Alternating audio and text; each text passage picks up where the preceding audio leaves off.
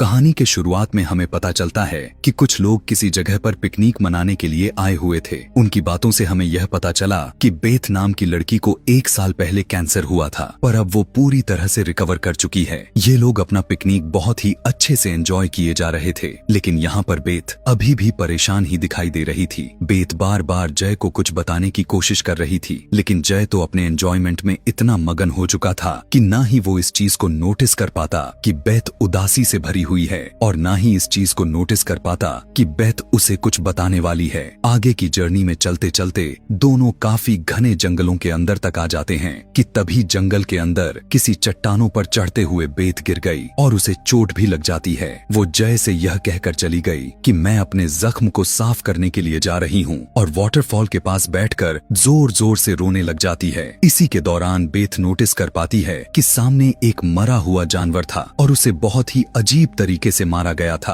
और जानवर की पूरी खाल उतरी हुई थी। वो डर कर चिल्लाकर जय को जल्दी से बुलाई, लेकिन जय इस बार भी उसे यह समझाते हुए कहने लगा कि यह कौन सी डरने की बात है, जंगल है तो जाहिर सी बात है यहाँ पर शिकारी जरूर होंगे, और ऐसा काम आखिर शिकारी के अलावा कौन कर सकता है। खैर, इस बात को नजरअंदाज करते हुए ये लोग पूरा दिन एंजॉय करते हैं और रात होते ही अपने लिए टेंट लगा लेते हैं। बातें करते हुए इन्हें दोबारा से गोली चलने की आवाज आती है, और तब जय उससे कहता है कि मैंने कहा था ना, जरूर यहाँ पर शिकारी होंगे, इसीलिए टेंशन लेने की कोई जरूरत नहीं है, चलो अब सोते हैं। किसी अजीब सी आहट से आधी रात में ही बेथ की आंख खुल गई। उसे लग रहा था कि उसके टेंट के बाहर तो जरूर कोई है। चेक करने के लिए जैसे ही वो बाहर गई तो आसपास तो उसे कोई दिखाई नहीं दिया, इसीलिए वो थोड़ा दूर जाकर उसने चेक करने का फैसला किया कि तभी अचानक से उसके सामने जय भी आ गया। वो हैरान थी कि उससे पहले जय यहाँ पर कैसे पहुँच गया, हालांकि वो तो उसे टेंट में छोड़कर आई हुई थी। यहाँ पर जय कहने लगा कि तुम क्या बात कर रही हो, मैं तो पिछले 15 मिनट से टेंट में नहीं हूँ। यह सुनने के बाद तो डर के मारे बेथ काफी घबरा सा जाती है। उसने खुद देखा था कोई तो था टेंट के अंदर, जिसे बेथ जय समझ लिया था। जब ये दोनों भागकर टेंट को चेक करने के लिए जैसे ही जाते हैं तो देखते हैं कि अब वहाँ पर कोई भी नहीं था, और इनके टेंट को बहुत ही बुरी तरह से फाड़ फोड़ दिया गया था। इससे साफ साफ पता चल रहा था कि यहाँ पर कोई तो था जो आया हुआ था। इनके टेंट के ऊपर जगह जगह चिपचिपा लिक्विड टाइप कुछ टपक रहे थे, जिससे जाहिर हो रहा था कि यहाँ कोई जानवर तो नहीं होगा, यहाँ पर जरूर कोई ऐसी चीज है जिसके बारे में बेथ और जय को कुछ पता ही नहीं है। एकदम अचानक से इन्हें बहुत ही खौफनाक वाली आवाज सुनाई दे पड़ती है। दरअसल ये किसी अजीबो गरीब क्रिएचर की चिल्लाने की आवाज थी। आवाज इतना डरावना था कि दोनों घबराकर यहाँ से भागने लगे। भागते हुए उन्होंने देखा कि पहाड़ों पर भी इन्हें वैसा ही चिपचिपा जैसा लिक्विड नजर आया, जैसे ये लोग अपने टेंट पर देख कर आए हुए थे, जिसका मतलब वो क्रिएचर जो कोई भी थी यहाँ इनके करीब ही करीब रहती थी। अभी वो यहाँ से भागने की जैसे ही कोशिश करते हैं कि तभी बेथ को अचानक से एक पेड़ के पीछे अजीब से एक साया खड़ा हुआ नजर आता है। यह देखकर वो और भी ज्यादा डर जाती है, लेकिन जय उसे होश में लाकर यहाँ से बाहर निकलने का रास्ता ढूंढ रहा था। मगर अब यह पूरा का पूरा जंगल उनके लिए भूल भुलैया जैसा बन गया था। उन्हें यहाँ से बाहर निकलने का कोई भी रास्ता समझ ही नहीं आ रहा था। भागने के चक्कर में ये दोनों एक ऐसी जगह पर पहुंच गए थे जहां पर वो खौफनाक सा दिखने वाला साया बेथ के ठीक सामने आ जाता है। बेथ यहाँ पर उसकी पूरी बॉडी तो नहीं देख पाई थी, लेकिन उसने इतना जरूर देख ली थी कि उसकी दोनों आंखें और सर दिखाई दे रहे थे। वो शैतान अपने आंखों के जरिए बेथ को पोजेस करना चाह रहा था, लेकिन जय ने आकर बेथ का ध्यान ही भटका दिया और वो उसे लेकर दोबारा से भागने लग गया। अभी वो बेथ जय को कुछ बता पाती, लेकिन उससे पहले ही जय का पैर एक ट्रैप में फंस गया और वो नीचे गिर गया। यह ट्रैप किसी इंसान का लगाया हुआ लग रहा था, लेकिन उस ट्रैप से जय काफी ज्यादा ही मात्रा में जख्मी हो गया था। उसकी बिगड़ती हुई हालत को देखते हुए बेथ उसके लिए पानी लाने का डिसाइड करती है, लेकिन आसपास पानी का उसे कोई भी झरना नजर नहीं आ रहा था कि तभी उसी वक्त उसे वहाँ पर एक कुआं नजर आया तो वो उसकी तरफ बढ़ जाती है। मगर कुएं के अंदर पानी के जगह जानवरों के साथ साथ इंसानों के लाशें लटकती हुई दिखाई दे रही थीं। यह देखकर वो डर गई और समझ भी गई कि ये उसी शैतान का ठिकाना है जिससे वो भाग रहे हैं। डर कर चिल्लाते हुए बेथ यहाँ से भागने की कोशिश करती तो है, लेकिन पेड़ों के बीच बनाए गए एक जाल के अंदर फंस जाती है, और अब उसे मारने के लिए वो साया भी बेथ के सामने आ जाता है। लेकिन इससे पहले कि वो उसे मार पाता, बेथ को कोई उसके मुंह को दबाते हुए उसे अंदर खींच लिया। दरअसल वो शख्स उस साया से बेत को बचा लिया था। कुछ देर के बाद वो बेत को उसी रास्ते पर लेकर आता है जहाँ पर पहले जय भी था, और फिर जय को अपने कंधे पर डालते हुए उन दोनों को लेकर चला गया। वो अपना नाम क्वीन बताता है। वो बताता है कि बेथ ने अभी अभी जिस क्रिएचर का सामना किया हुआ है उसका नाम विंडिगो है। वो बहुत से जानवरों और इंसानों का शिकार कर चुका है और मैं उसका शिकार करने के लिए यहाँ पर आया हुआ हूँ। विंडिगो का नाम सुनकर जय काफी डर गया था, क्योंकि उसने विंडिगो के बहुत सी कहानियां सुन रखी थीं, और वो बेथ को बताता है कि ये जंगल में खोए हुए इंसानों का अपना शिकार बनाता है। मैंने बहुत सी इसी के बारे में कहानियां सुनी हुई थीं, पर मुझे लगता था कि ये सारी बातें झूठ होंगी, मगर अब लगता है कि हम उसका शिकार बन चुके हैं। जय की हालत अब बहुत ही ज्यादा मात्रा में बिगड़ी हुई दिखाई देने लग गई थी। बेथ क्वीन से कहने लगी कि प्लीज आप हमें यहाँ से बाहर जाने का रास्ता बता दें, क्योंकि अगर जय का इलाज नहीं हुआ तो वो मर जाएगा। क्वीन बताता है कि मैं भी तुम्हारी ही तरह इसी जंगल के अंदर फंसा हुआ हूँ।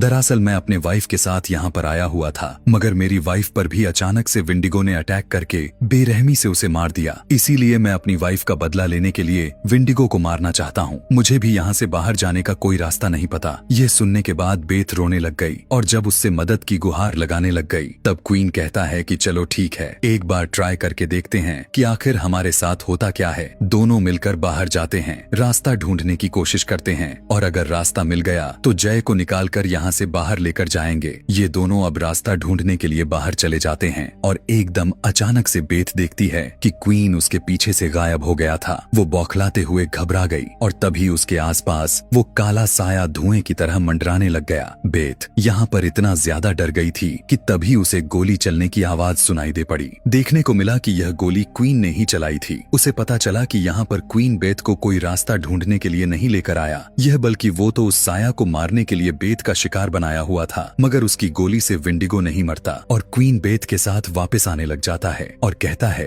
कि यह गोली उस साये को कुछ ही टाइम तक हमसे कुछ दूरी पर रखेगी। बेथ को यह जानकर बहुत ही दुख हुआ कि क्वीन ने उसे धोखा दिया हुआ था। खैर, ये लोग घर वापस आ जाते हैं, और आते ही बेथ देखती है कि जय दर्द से तड़प रहा था। उसकी हालत पहले से ज्यादा बिगड़ चुकी थी, और अब वो क्वीन से कहती है कि तुमने पहले जो कुछ भी मेरे साथ किया मैं तुम्हें उसके लिए माफ करती हूँ, लेकिन इस शर्त पर इस बार तुम्हें दोबारा से मेरे साथ बाहर जाना होगा और इस जंगल से बाहर निकलने का रास्ता ढूंढना होगा। लेकिन क्वीन कहने लगा कि तुम शायद पागल हो गई हो, क्योंकि अब मैं यहाँ से तुम दोनों को कहीं पर भी नहीं जाने दूंगा। यह बात सुनकर बेथ को गुस्सा आ जाता है, और वो उससे पूछने लग गई कि आखिर तुम मुझसे चाहते क्या हो। क्वीन का कहना था कि मैं तुम्हें ही चाहता हूँ, क्योंकि मैंने देखा है विंडिगो जिस इंसान को देखता है उसे मार देता है, लेकिन उसने तुम्हें नहीं मारा, क्योंकि उसे कुछ बॉडीज ऐसी भी चाहिए होती हैं जिसके ऊपर वो अपना पूरा कब्जा जमा सके, और कब्जा जमाने के लिए उसे कमजोर बॉडीज चाहिए होती हैं। और मुझे यह बात काफी अच्छे से पता है कि तुम इस टाइम काफी बीमार हो चुकी हो, और बीमार लोग विंडिगो का अच्छा शिकार बनते हैं, और जब वो तुम्हारी बॉडी पोजेस करने के लिए जैसे ही आएगा मैं तभी उसे जान से मारना चाहता हूँ। बेथ उसकी ऐसी बातें सुनकर घबरा गई थी। जो सच्चाई उसने अभी तक उसने अपने हस्बैंड को भी नहीं बताई हुई थी, वो सच्चाई क्वीन और विंडिगो को आखिर कैसे पता थी। असल में कैंसर ट्रीटमेंट के बावजूद भी उसकी टेस्ट रिपोर्ट दोबारा से पॉजिटिव आ गई थी, यानी उसे यह कैंसर दोबारा से हो गया था, और यही बात वो हमेशा से जय यानी अपने हस्बैंड को बताना चाहती थी। क्वीन बेथ से कहने लगा कि मैं तुम्हारा दुश्मन नहीं हूँ, मेरी बात मान जाओ। मैं जानता हूँ कि अगर तुम दोनों बाहर गए भी तो विंडिगो तुम्हारे साथ वही हस्र करेगा जो उसने मेरी वाइफ के साथ किया था। यहाँ पर बेथ परेशान होकर सहम सा जाती है, क्योंकि उसे पता चल गया था कि क्वीन उसे बाहर जाने नहीं देगा। वो उसके सोने का इंतजार करती है, और फिर यहाँ से बाहर जाने का रास्ता ढूंढ रही होती है कि तभी उसे क्वीन का घर यानी यहाँ पर जो वो छिप कर रहा करता था उसका फ्लोर थोड़ा सा हिलता हुआ महसूस होता है। उसे खोलने पर उसको पता चला कि उसके नीचे तो एक पूरी की पूरी टनल थी। बेथ हैरान हो चुकी थी। उसे लगने लगा कि शायद इस जंगल से बाहर निकलने का कोई खुफिया रास्ता होगा, लेकिन अंदर जाने पर उसने देखा कि यहाँ पर तो बहुत से लोगों की लाशें थीं। यह देखकर और भी ज्यादा डर गई। वो इतना डर गई थी उसकी हाथ पैर सब थर थर कांपने लग गए थे।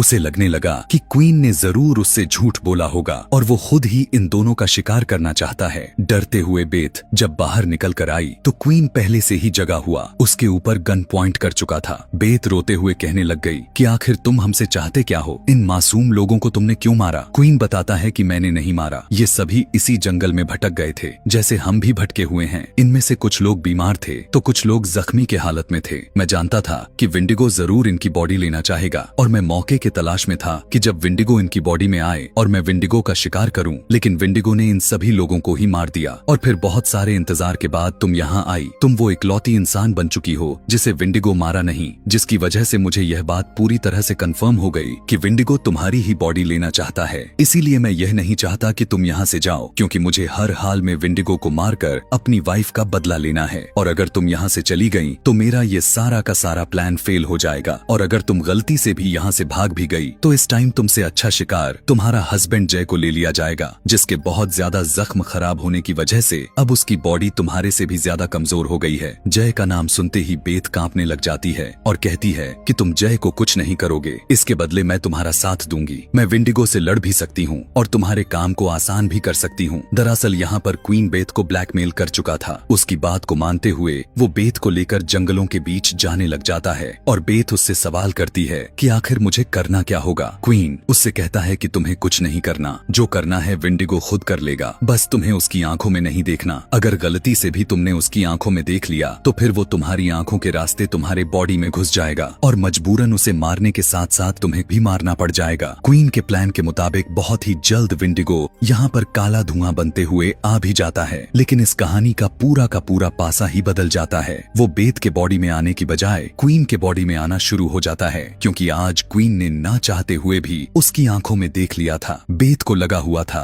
कि विंडिगो अब क्वीन के अंदर घुसा हुआ है, इसीलिए वो क्वीन को चाकू से स्टैब करते हुए मार देती है। लेकिन असल में यहाँ पर विंडिगो की षड्यंत्र रची गई थी ताकि बेथ अपने रास्ते से भटक जाए। वो विंडिगो के अंदर तो था ही नहीं, बस उसने क्वीन के अंदर जाने का नाटक किया हुआ था और अब वो सीधा बेथ को अपने कब्जे में ले लेता है और सीधा उसे घसीटते हुए उसी कुएं में लेकर जाने लगा जहाँ पर पहले भी एक बार बेथ जा चुकी थी। बेथ यहाँ पर बहुत ज्यादा डर जाती है क्योंकि ये कुआं बहुत ही ज्यादा डीप था और अब बेथ को पूरी तरह से यकीन हो गया था कि उसकी जान नहीं बचने वाली, क्योंकि वो इस कुएं से बाहर निकल ही नहीं पा रही थी। थक हार कर बेथ जोर से चिल्लाती है और कहने लग गई कि हाँ ठीक है, मैंने हार मान ली है। इस तरह से और भी तड़पते हुए आगे की जिंदगी नहीं गुजार सकती। आ जाओ, ले लो अब मेरी बॉडी। उसकी इतनी सी बात कहते ही दोबारा से विंडिगो यहाँ पर आ जाता है, जो कि अब अपने असली रूप में आया हुआ था। दिखने में वो बहुत ही ज्यादा मात्रा में भयानक लग रहा था। बेथ की बॉडी के अंदर जाने के लिए उसे बेथ की आंखों में देखना था, लेकिन बेथ ने तो अपनी आंखें खोली ही नहीं, बल्कि उसकी मौजूदगी को महसूस करते हुए अपने हाथ में पकड़े हुए चाकू से सीधा विंडिगो के सीने में अटैक करके स्टैब कर दिया। और इस तरह से विंडिगो पहली दफा किसी इंसान के जाल में फंस गया था। बेथ ने जब इस बात को महसूस किया कि विंडिगो काफी इंजर्ड हो चुका है, तब उसने अपनी आंखें खोली और विंडिगो पर लगातार वार करने लग गई, यहाँ तक कि उसे लगा कि विंडिगो अब मारा जा चुका है और अब उसकी जान बच चुकी है। इतना करने के बाद बेथ यहाँ पर अकेले ही अपनी जीत की खुशी मना रही थी। उसे ऐसा लग रहा था कि जैसे उसने विंडिगो को मारकर उसे नई जिंदगी मिल चुकी है। वो अब किसी तरह इस कुएं से बाहर भी निकल आती है और जल्दी से अपने हस्बैंड जय के पास पहुंच गई। उसे उठाकर वो जल्द ही इस जंगल से बाहर भी निकल आती है, क्योंकि विंडिगो के मरने के साथ साथ विंडिगो का जादुई असर इस जंगल से खत्म हो गया था और जो भूल भुलैया ये पूरा जंगल हो चुका था, वो अब पूरी तरह से नॉर्मल होकर इन्हें बाहर जाने का रास्ता मिल चुका था और अब इन दोनों की जिंदगी बच चुकी थी। और इसी के साथ यह कहानी यहीं पर खत्म हो जाती है। ऐसे ही और भी मूवी एक्सप्लेनेशन वीडियोस देखने के लिए कमेंट में नेक्स्ट लिखना ना भूलें। Thanks for watching.